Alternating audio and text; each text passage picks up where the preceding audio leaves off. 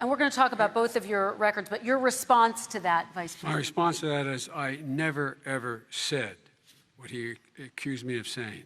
The fact of the matter is, in 2000, though, after the crime bill had been in the law for a while, this is a guy who said, the problem with the crime bill, there's not enough people in jail. There's not enough people in jail.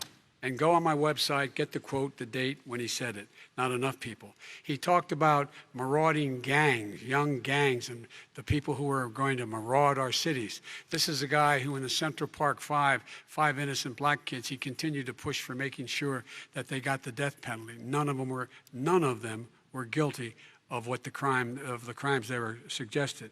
Look, and talk about granted, he did in fact let 20 people, he commuted 20 people's sentences. We commuted over 1,000 people's sentences. Over 1,000. The very law he's talking about is a law that, in fact, initiated by Barack Obama. And secondly, we're in a situation here where the federal prison system was reduced by 38,000 people under our administration. And one of these things we should be doing, there should be no minimum mandatories in the law.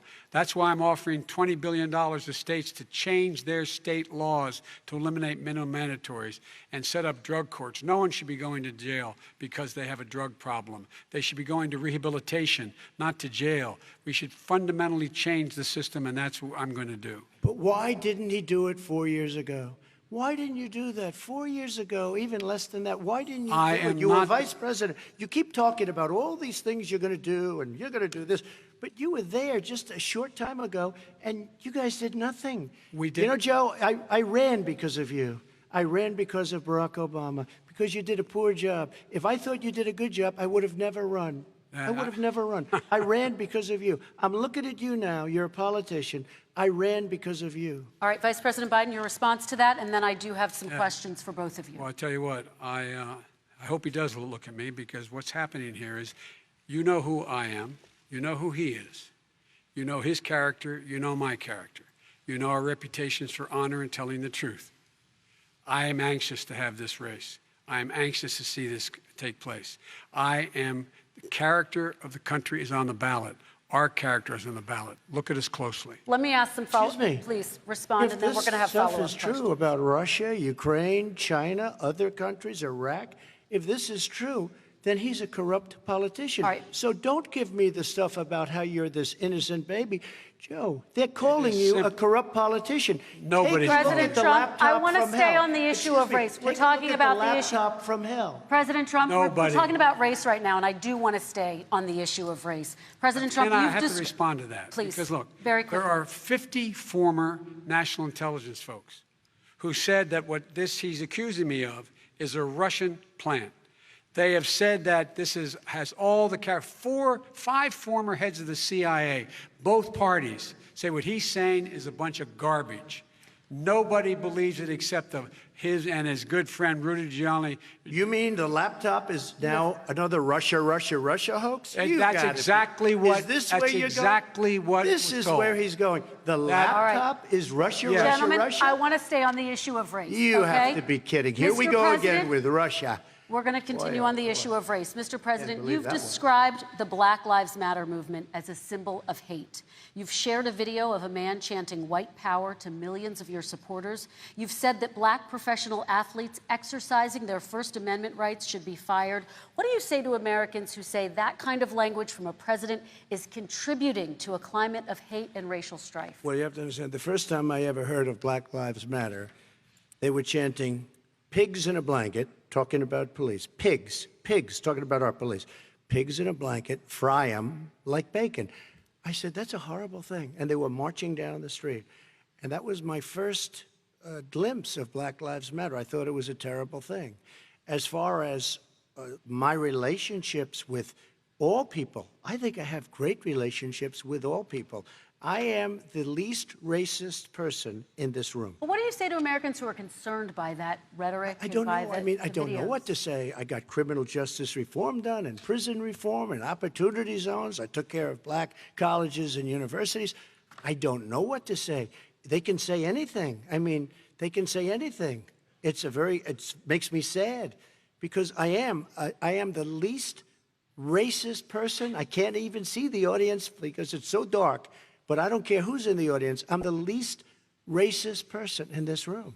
Okay, Vice President Biden, let me Abraham- ask you very quickly, and then I have a follow-up question for you. Abraham Lincoln here is one of the most racist presidents we've had in modern history. He pours fuel on every single racist fire. Every single one. Started off his campaign coming down the escalator saying he's going to get rid of those Mexican rapists. He's banned Muslims because they're Muslims. He has moved around and made everything worse across the board. He says about the poor boys, last time we were on stage here, he said, I told them to stand down and stand ready. Come on. This guy is a dog whistle about as big as a foghorn. President Trump, I'm going to give you 10 seconds to respond, and then I have a follow-up question. He made a reference to Abraham Lincoln. Where did that come in? I mean, You said where you're did that- Abraham No, Lincoln. where did that? No. You said- I said not since Abraham Lincoln has anybody done what I've done for the black community. And I'm I saying- didn't say I'm Abraham Lincoln. I said not since Abraham Lincoln has anybody done what I've done for the black community. Now, you have done nothing other than the crime bill, which put Oh, God. tens of thousands of black men, mostly, in jail. All right, let me- And you know let me what? a- let me they ask remember Vice it President because if you Biden a look at what's question. happening with the voting right now, Let me ask they Vice remember President that Biden you treated them about- very, very badly. The- Just the- take a look at what's happening out there. Vice President Biden, let me give you a chance to respond within this context. Crime Okay. bills that you supported in the 80s and 90s contributed to the incarceration of tens of thousands of young black men who had small amounts of drugs in their possession. They are sons, they are brothers, they're fathers, they're uncles, whose families are still to this day, some of them suffering the consequences. So speak to those families. Why should they vote for you? One of the things is that in the 80s, we passed 100%, all 100 senators voted for it, a bill on drugs and how to deal with drugs. It was a mistake. I've been trying to change the since then, particularly the portion on cocaine. That's why I've been arguing that, in fact, we should not send anyone to jail for a pure drug offense. They should be going into treatment across the board. That's what we should be spending money on. That's why I set up drug courts, which were never funded by our Republican friends. They should not be going to jail for a drug or an alcohol problem. They should be going into treatment. That's what we've been trying to do. That's what I'm going to get done because I think maybe the American people have now seen that, in fact, it was a mistake to pass those laws relating to drug. But they were not in the crime bill. But Okay, why so- didn't he get it done? See, it's all talk, no action with these politicians. Why didn't he get it done? That's what I'm going to do when I become president. You were vice president along with Obama as your president, your leader, for 8 years. Why didn't you get it done? You had 8 years to get it done. Now you're saying you're going to get it done because you're all talk and no action, Jim. We got a Your lot of it response. done. We released didn't get 38,000. anything We got done. 38,000 prisoners left from the. You got nothing done. 38,000 prisoners were released from federal prison. There were over 1,000 people who were given clemency. In fact, we're the ones that put in the legislation saying we could look at pattern and practice of police departments and what they were doing, how they were conducting themselves. I could go on, but we began the process. We lost an election. That's why I'm running to win back that election and change his terrible policy. I Quick just response, asked, and then we're I gonna just move asked on one to climate question. change. Why didn't you do it in the 8 years, a short time ago? Why didn't you do it? You just said, I'm going to do that, I'm going to do this. You put tens Because- of thousands of mostly black young men in prison. Now you're saying you're going to undo that. Why didn't you get it done? You had 8 years with Obama. You know why, Because- Joe? Because you're all talk and no action. All right, Vice President Because Biden, and then we're going to move on to the next section. We had a Republican Congress.